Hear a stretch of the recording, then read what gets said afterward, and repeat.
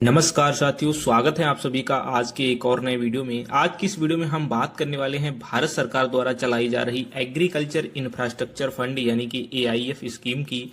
साथियों, इस योजना के तहत अगर आप भी खेती से जुड़ा कोई बिजनेस शुरू करना चाहते हैं तो यहाँ पर गवर्नमेंट आपको अपना इंफ्रास्ट्रक्चर बनाने के लिए बैंक से लोन जो है 2 करोड़ रुपए तक का दे रही है।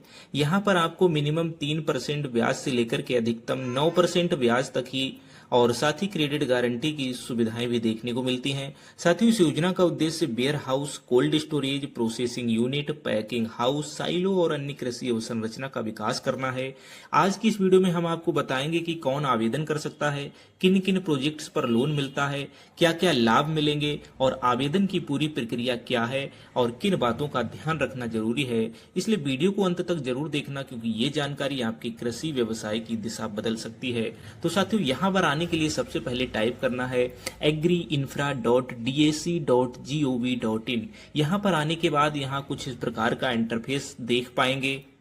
साथियों, यहाँ पर आप भारत के किसी भी स्टेट से आते हो, आप इस योजना का लाभ ले सकते हैं। स्क्रीन पर आप दिए गए सभी स्टेट्स और केंद्र शासित प्रदेशों के नाम देख सकते हैं, किस राज्य के लिए कितना फंड जो है एलोकेशन किया गया है। और साथ ही एलिजिबिलिटी चेक करने के लिए हु कैन अप्लाई, इस बटन पे क्लिक कर लेना है और इस पर क्लिक करते ही आपके सामने इसकी जो पात्रता है वो ओपन हो जाएगी कि कौन कौन लोग इस योजना के तहत अप्लाई कर सकते हैं। तो चलिए यहाँ पर हम इसको हिंदी में ट्रांसलेट करके जान लेते हैं। यहाँ पर आप देख पाएंगे कि कौन आवेदन कर सकता है। तो स्क्रीन पर आप देख पाएंगे इतने प्रकार के जो लोग हैं वो उसमें अप्लाई कर सकते हैं। सबसे पहले कृषि उपज बाजार समिति के लोग कर सकते हैं। साथ ही कृषि उद्यमी कोई भी हो अप्लाई कर सकता है।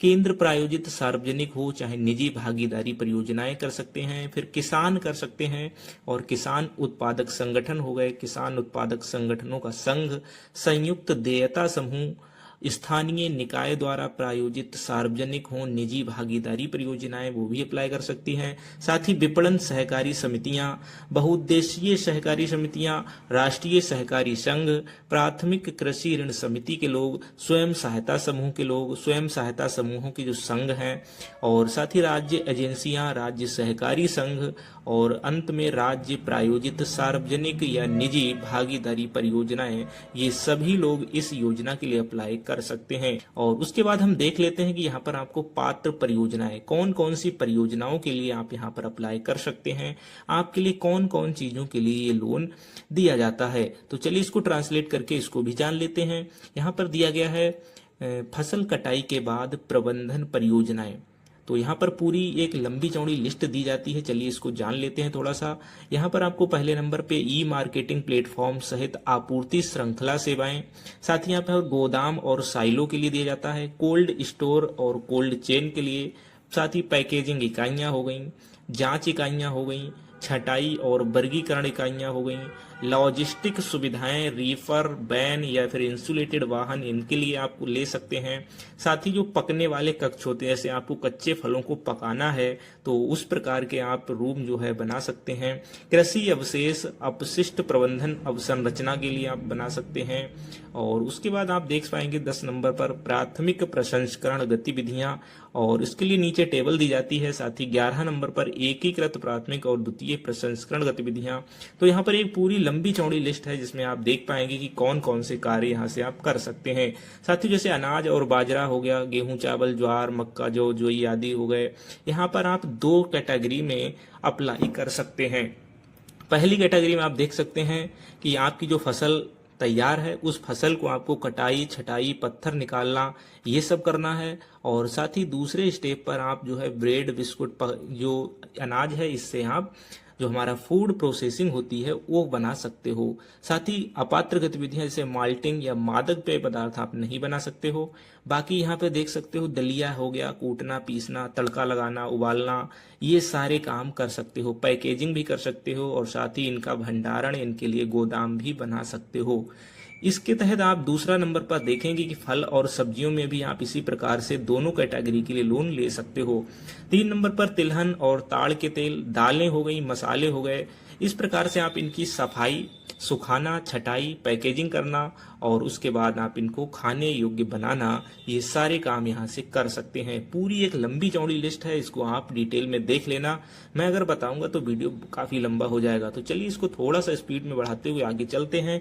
यहाँ पर आप देख पाएंगे रबड़, तंबाकू, मेवे, काजू बादाम, अखरोट, पिस्ता, आप भुने हुए पैकेजिंग कर सकते हैं। साथ ही जड़ी बूटियां, मशीन, औषधिये, ये सब बना सकते हो। बांस हो गया, बरसीम, ज्वार, कंद वाली फसलें, शकरकंद, सुपारी, व्यवहारिक कृषि संपत्तियां में आप देखेंगे। यहाँ पर आपको देखने को मिलेगा कि उपरोक्त सूची जो है वो केवल उदाहरण के लिए है, ये संपूर्ण नहीं है। आप इसके तहत खेती बाड़ी से जुड़े सभी बिजनेस कर सकते हो। और दूसरी कैटेगरी में आप यहाँ पर देखेंगे जैविक इनपुट उत्पादन, बर्मी कंपोस्ट खाद बना सकते हैं, संपीड़ित बायोगैस, सीवीजी संयंत्र, जैव उत्तेजक उत्पादन इकाइयां लगा सकते हैं, ड्रोन, ब्रूम स्प्रेयर की खरीद, खेती में विशेष सेंसर लगाना, खेती में ब्लॉकचेन और एआई का उपयोग आदि बहुत सारे काम हैं। इनको आप देखोगे तो कोई भी काम इससे अछूता नहीं है। आप इससे संबंधित बहुत सारे काम कर सकते हैं। उसके बाद नर्सरी हो गया, ऊतक संवर्धन हो गया, बीज प्रसंस्करण और भी काफी, जैसे कस्टम हायरिंग सेंटर, कृषि मशीनरी उपकरण कम से कम 4 की संख्या में शुरू कर सकते हैं। कृषि कटाई स्वचालन, जैसे कंबाइन हो गया, हार्वेस्टर, गन्ना हार्वेस्टर, ये सारी चीजें आप जो है किसी भी एक चीज के लिए अप्लाई कर सकते हैं। सौर ऊर्जा से जुड़े काम कर सकते हैं। स्वतंत्र और सौर पंपिंग प्रणाली पीएम कुसुम योजना के तहत घटक बी में जा सकते हो और उसके साथ ही आप पीएम कुसुम घटक सी में भी जा सकते हो। एकीकृत स्प्रूलिना उत्पादन कर सकते हैं, रेशम उत्पादन, शहद बना सकते हैं, मशरूम की खेती आप कर सकते हैं, ऊर्ध्वाधर खेती कर सकते हैं, ठीक है, पॉली हाउस है, ग्रीन हाउस है, लॉजिस्टिक सुविधाएं हैं, बहुत सारी चीजें हैं, ट्रैक्टर है और नीचे कुछ चीजें दी गई हैं, तो आप इनको थोड़ा डिटेल में देख लीजिएगा। तो साथियों कुछ इस प्रकार से ये सारी परियोजनाएं हैं, इनके तहत आप इस योजना में अप्लाई कर सकते हैं। तो चलिए अभी आगे बढ़ते हैं और हम जानते हैं इसकी जो है लाभार्थी कॉर्नर में आपको क्लिक करना है और कौन आवेदन कर सकता है तो वो तो हम देख ही चुके हैं। उसके बाद लाभार्थी के रूप में पंजीकरण करें। आपको सबसे पहले यहाँ पर अपना पंजीकरण करना है और साथ ही यहाँ पर आपको लाभार्थी कॉर्नर देखने को मिलता है जहाँ पर आप पंजीकरण कर सकते हैं। तो चलिए अभी लाभार्थी पंजीकरण पे क्लिक करते हैं और हम आपको पंजीकरण की प्रक्रिया करके दिखाते हैं। तो साथियों कुछ इस प्रकार का इंटरफेस आएगा और जहां पर आपको सबसे पहले बेनिफिशियरी रजिस्ट्रेशन करने के लिए अपना नाम एंटर करना है, उसके साथ ही आपको अपना मोबाइल नंबर एंटर करना है और अपना आधार नंबर एंटर करेंगे। आधार नंबर एंटर करने के बाद सेंड ओटीपी बटन पे आपको क्लिक करना है। तो जैसे ही आप क्लिक करते हैं आपके आधार रजिस्टर्ड मोबाइल नंबर पर एक ओटीपी कोड सेंड किया जाता है। ओटीपी कोड को यहाँ पर दर्ज करेंगे और साथ ही आपको वेरीफाई बटन पर क्लिक कर लेना है। तो चलिए ओटीपी आ चुका है, ओटीपी को हम दर्ज करते हैं और वेरीफाई बटन पे क्लिक करेंगे। क्लिक करते ही आपके सामने दोबारा से ये पेज ओपन होता है जिसमें आपको सबसे पहले बेनिफिशियरी टाइप को सिलेक्ट कर लेना है। तो यहाँ पर फार्मर हो सकते हैं, एग्री एंटरप्रेन्योर हो सकते हैं, साथ ही आपको अपनी कंपनी बतानी है क्या कहाँ से हैं, अदर है तो अदर सेलेक्ट करेंगे। जेंडर को सिलेक्ट करने के बाद अपना ईमेल एड्रेस यहाँ पर एंटर करेंगे। ईमेल एड्रेस एंटर करने के बाद बेनिफिशियरी एड्रेस में जाकर के आपको अपना कंप्लीट एड्रेस एंटर करना है। एड्रेस एंटर करने के बाद आपको अपना सिटी या विलेज जो भी है यहाँ पर एंटर कर देंगे।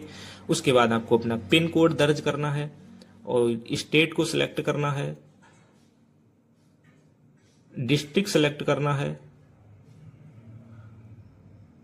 और सबमिट बटन पे क्लिक करना है। सबमिट करते ही आपके मोबाइल नंबर पर एक रजिस्ट्रेशन नंबर और पासवर्ड प्राप्त होगा और उसके साथ ही आप स्क्रीन पर देख सकते हैं आपको रजिस्ट्रेशन सक्सेसफुल का मैसेज दिखेगा। उसके बाद आपको सिंपली बेनिफिशियरी पे क्लिक करके डीपीआर टेम्पलेट पे क्लिक करना है और यहाँ पर आपको एक डीपीआर यानी कि डिटेल प्रोजेक्ट रिपोर्ट का फॉर्मेट देखने को मिल जाता है। इस फॉर्मेट को आप अपने अकॉर्डिंग इसमें फिल करेंगे। कैसे फिल करना है अगर आप हमें नीचे कॉमेंट करेंगे, हम डिटेल में इस पर वीडियो लाएंगे और साथ ही आपको चेकलिस्ट ऑफ डॉक्यूमेंट यहाँ से चेक कर लेने हैं कि इस योजना के तहत हमें कौन कौन से दस्तावेज लगाने होंगे। तो यहाँ पर आपको डॉक्यूमेंट की पूरी चेकलिस्ट मिल जाती है। इन डॉक्यूमेंट्स को आप तैयार कर लीजिएगा, उसके बाद ही आगे बढ़िए। तो हमारे मोबाइल नंबर पर जो भी बेनिफिशियरी आईडी रजिस्ट्रेशन नंबर मिला था वो यहाँ पर एंटर करेंगे और बेनिफिशियरी आईडी एंटर करने के बाद आपको पासवर्ड एंटर कर लेना है। जो कि आपके मोबाइल नंबर पर प्राप्त हुआ। दिया गया कैप्चा बॉक्स में एंटर करने के बाद सिंपली लॉगिन बटन पर क्लिक करेंगे और क्लिक करते ही आपके सामने कुछ इस प्रकार से आपका डैशबोर्ड ओपन होगा। यहाँ पर आपको लोन एप्लीकेशन वाले कॉलम पे क्लिक करना है और यहाँ पर क्लिक करते ही अप्लाई लोन वाले बटन पे क्लिक करेंगे और उस प्रकार आप देख पाएंगे आपको यहाँ पर अपनी प्रोजेक्ट डिटेल भरने को बोला जाएगा। तो यहाँ से आपको अपने प्रोजेक्ट के बारे में बताना है, तो हम यहाँ से वेयर हाउस को सिलेक्ट कर लेते हैं। साथ ही बेनिफिट अंडर अदर स्कीम पूछ रहा है तो उसमें लिखेंगे और साथ ही डिस्क्रिप्शन में अपने प्रोजेक्ट का डिस्क्रिप्शन देंगे। तो हम लिख लेते हैं यहाँ पर 100 metric tonne warehouse. Project का नाम जो भी रखना चाहे रख सकते हैं। प्रोजेक्ट की कॉस्ट आपको एंटर करनी है और उसके बाद आपको एनुअल रेवेन्यू बताना है कि इस प्रोजेक्ट से आप सालाना कितनी कमाई कर सकते हैं। उसके बाद आपको लैंड का स्टेटस बताना है, खुद की है या फिर आपने लीज पर ले रखी है।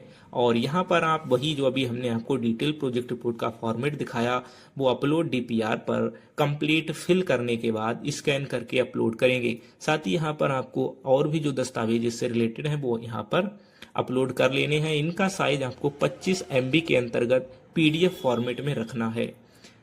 प्रोजेक्ट अपलोड करने के बाद प्रोजेक्ट का एड्रेस एंटर करेंगे। आप जहां पर भी अपना प्रोजेक्ट रखने वाले हैं उसकी कंप्लीट लोकेशन यहां पर एंटर करेंगे। साथ ही प्रोजेक्ट का स्टेट बताएंगे। स्टेट एंटर करने के बाद प्रोजेक्ट का डिस्ट्रिक्ट एंटर करेंगे। डिस्ट्रिक्ट सेलेक्ट करने के बाद प्रोजेक्ट का सिटी या जिस गांव में लगाना चाह रहे हैं उस जगह को एंटर करेंगे। पिन कोड एंटर करेंगे और अब यहाँ पर देखिए प्रोजेक्ट का जियो लोकेशन आपको लैंगिट्यूड और लैटिट्यूड में दर्ज करना है। किसान सेवा ऐप के माध्यम से भी कर सकते हैं। किसान सेवा मोबाइल ऐप के माध्यम से भी कर सकते हैं जिसे प्ले स्टोर से डाउनलोड करके कर पाएंगे। और लैंगिट्यूड लैटिट्यूड एंटर करने के बाद लैंडिंग इंस्टीट्यूट बताना है, कौन सी बैंक से आप ये लोन कराएंगे। बैंक का नेम एंटर करेंगे, बैंक का स्टेट एंटर करेंगे और डिस्ट्रिक्ट यहाँ से सिलेक्ट करेंगे। लोन अमाउंट आप कितना लोन लेना चाहते हैं। उसके बाद बेनिफिशियरी कंट्रीब्यूशन आप खुद से अपना पैसा कितना लगाएंगे। ध्यान रहे आपको कम से कम परियोजना लागत का 10% खुद से लगाना है। टर्म लोन आप कितने साल के लिए ये लोन ले रहे हैं। उसके बाद आपको सिंपली सबमिट बटन पे क्लिक करना है और सबमिट करते ही आपका जो लोन एप्लीकेशन फॉर्म है वो सक्सेसफुली सबमिट हो जाएगा। साथियों, आवेदन जमा करने के बाद मंत्रालय द्वारा इसकी समीक्षा की जाएगी और पात्र आवेदनों को अनुमोदित किया जाएगा। साथ ही स्टेट अपडेट होने के साथ साथ सभी चरणों में आवेदक के पंजीकृत मोबाइल नंबर पर आपको संदेश के माध्यम से सूचित किया जाएगा। तो कुछ इस प्रकार से आप भी इस योजना के लिए अपना फॉर्म अप्लाई कर सकते हैं। साथ ही अगर कुछ आपकी परियोजना इस योजना से संबंधित पहले से रन हो रही है तो यहाँ पर उन सभी के लिए जियो टैगिंग कराना अनिवार्य कर दिया गया है, जो कि आप किसान सेवा मोबाइल ऐप के माध्यम से कर सकते हैं। साथ ही इसकी लास्ट डेट जो है वो 20 जुलाई 2026 तक है। तो आप इसको जो है ध्यानपूर्वक जल्दी से जल्दी करने की कोशिश करें, अन्यथा आपकी परियोजना को जो है रिजेक्ट किया जा सकता है। तो साथियों, देखा आपने किस प्रकार से आप भी इस योजना का लाभ ले सकते हैं, अपना फॉर्म अप्लाई कर सकते हैं। और खेती बाड़ी से जुड़ा हुआ अगर आप कोई भी बिजनेस शुरू करना चाहते हैं तो यहाँ पर गवर्नमेंट आपके लिए बहुत बड़ी योजना लेकर के आ चुकी है। जल्दी से जल्दी आप सभी लोग इसमें अप्लाई करें और इस योजना का लाभ लें। तो अगर ये वीडियो आपको जरा सी भी पसंद आई हो, वीडियो में जानकारी अच्छी लगी हो तो वीडियो को लाइक करके अपने मित्रों के साथ शेयर कर देना। तो चलिए मिलते हैं ऐसे किसी नेक्स्ट वीडियो में, तब तक के लिए आपका बहुत बहुत धन्यवाद।